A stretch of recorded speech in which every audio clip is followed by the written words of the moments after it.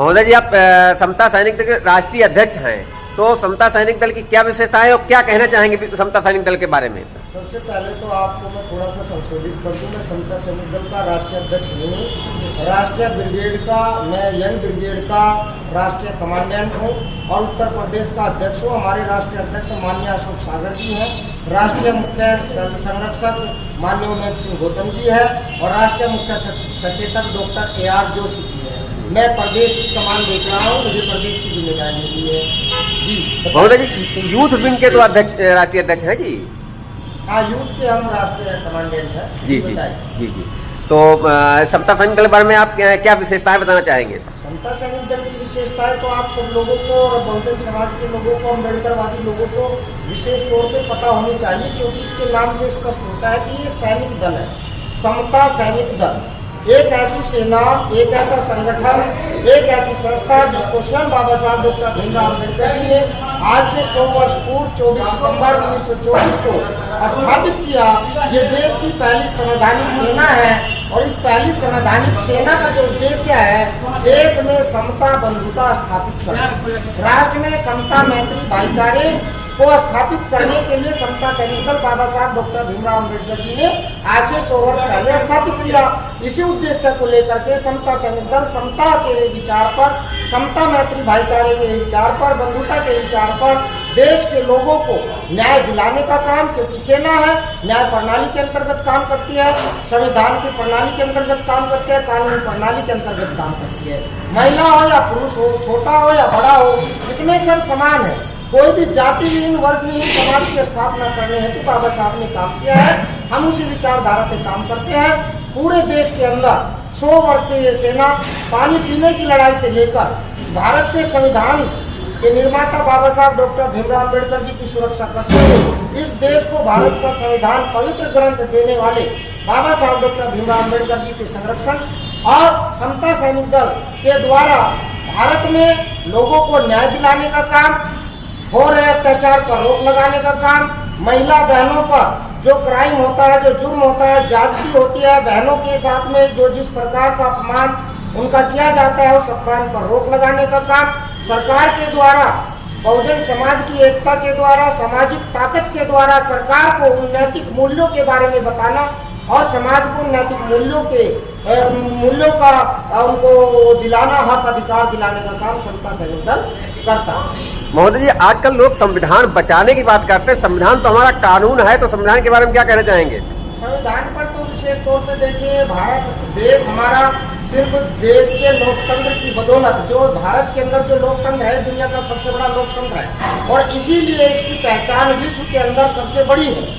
आज जो भी सत्ता है, जो सरकार है, जो विश्व में जाके बताती है कि मैं उस देश से आया हूँ जिसने इस दुनिया को बुद्ध दिया है, तो हम तो बुद्ध में लोग हैं। और भारत का जो संविधान है, भारत का जो लोकतंत्र है, वो अपने आप में बुद्ध शक्ति को रखता है, बौद्धिक शक्ति को रखता है। तो बौद्धिक शक्ति यहाँ पर है, देश का लोकतंत्र सबसे सुंदर यहाँ पर है और जिस लोकतंत्र को इस सुंदर से देश को बनाने का काम ये बाबा साहब डॉक्टर भीमराव अम्बेडकर जी और तथागत गौतम बुद्ध की विचारधारा के तहत हुआ है। आज इस देश की जो सबसे बड़ी ताकत है और दुनिया में सबसे बड़े पावरफुल इंसान है अंबानी, अनीता अंबानी। अनीता अंबानी जब देश के बाहर जाती है तो वो अपनी पहचान ये कहती है, नमो बुद्धाय जय भीम, मैं उस धरती से आई हूँ जिसने दुनिया को बुद्ध दिए हैं। माननीय प्रधानमंत्री महोदय जी भी जब देश के बाहर जाते हैं तो वो अपनी पहचान ये नहीं बताते कि मैं हिंदू हूँ, मैं ये हूँ, मैं प्रधानमंत्री नहीं। वो ये कहते हैं कि इंटरनेशनल लेवल पे कि मैं उस देश की धरती से आया हूँ जिसने दुनिया को बुद्ध दिए हैं। तो बाबा साहब डॉक्टर भीमराव अम्बेडकर जी ने तो यहाँ देश को ऐसा लोकतंत्र और ऐसा संविधान दिया है। लेकिन हमारे देश के युवाओं को, अम्बेडकरवादी साथियों को ये संदेश हम जरूर देना चाहते हैं कि यदि आप अम्बेडकरवादी हैं, यदि आप बाबा साहब के विचारों पर चलने वाले हैं, तो सबसे पहले आपका जो दायित्व बनता है, आज 2024 जो अब लागू हुआ है, चालू हो गया है, इस 2024 में देश के लोकतंत्र को और भारत के संविधान को सुरक्षित करना हमारी सबसे बड़ी जिम्मेदारी है। बाबा साहब ने कहा था कि जो मैं कारवा को यहाँ तक लाया हूँ उसको आगे बढ़ाना, आगे ना बढ़ा सके तो इसको रुकने मत देना। और रुक भी गया तो ये बात ध्यान करिएगा, जो अभी बोल रहा हूँ, रुक भी गया तो किसी भी कीमत पर इसे पीछे नहीं जाने देना। तो आज 2024 ये कहता कि किसी भी कीमत पर, चाहे कुछ भी हो जाए, जान जाए, बलिदान जाए, कुछ भी जाए हमारा, लेकिन हमें आखिरी सांस तक बाबा साहब का दिया हुआ पवित्र ग्रंथ भारत का संविधान और देश के लोकतंत्र को बचाने की जिम्मेदारी समता सैनिक दल के कंधों पे है। समता सैनिक दल, भारतीय बौद्ध महासभा और बाबा साहब के मानने वाले, बाबा साहब के विचारों पर चलने वाले समस्त संगठन, भारतीय संविधान सम्मान समिति और तमाम लोगों को एकत्रित कर रहे हैं, हम इकट्ठे कर रहे हैं, एक मंच पे ला रहे हैं। आज हमारी नैतिक जिम्मेदारी है कि 2024 में भारत के संविधान और देश के लोकतंत्र को बचाकर भी दम लेंगे। आने वाली पीढ़ी के लिए जो बाबा साहब हमें दे गए, आने वाली पीढ़ी के लिए हम सुरक्षित रखते जाएंगे। इसी उद्देश्य से हम काम करेंगे। महोदय जी, बहुजन समाज को लोग कहते हैं बहुजन समाज पार्टी, तो बहुजन समाज के बारे में जनता को क्या बताना चाहेंगे? बहुजन समाज पार्टी अपने आप में राजनीतिक दल है, वो राजनीतिक शक्ति है और राजनीतिक, बाबा साहब ने भी कहा कि राजनीति जो है सत्ता की वो चाबी होती है जिसके द्वारा विकास के सभी द्वारों को खोला जा सकता है। लेकिन बाबा साहब ने इसके साथ ये भी कहा कि यदि आपको राजनीतिक सत्ता की चाबी को हासिल करना है तो उसके लिए मानव साहब काशीराम जी ने कहा, हमारे सभी बहुजन महापुरुषों ने कहा कि समस्त बहुजनों को एक होकर सामाजिक एकता, सामाजिक मंच को मजबूत करना पड़ेगा। जब आपका सामाजिक प्लेटफॉर्म मजबूत होगा तो राजनीति आपकी मुट्ठी में होगी। इसलिए हम काम करें सामाजिक स्तर पर, राजनीति अपना काम कर रही है, सामाजिक संगठन अपना काम कर रहे हैं। जब सामाजिक संगठन अपने समाज के नेतृत्व को मजबूत कर लेगा तो निश्चित रूप से आपकी सत्ता भी बहुजन समाज की होगी, केंद्र में प्रधानमंत्री भी बहुजन समाज का होगा।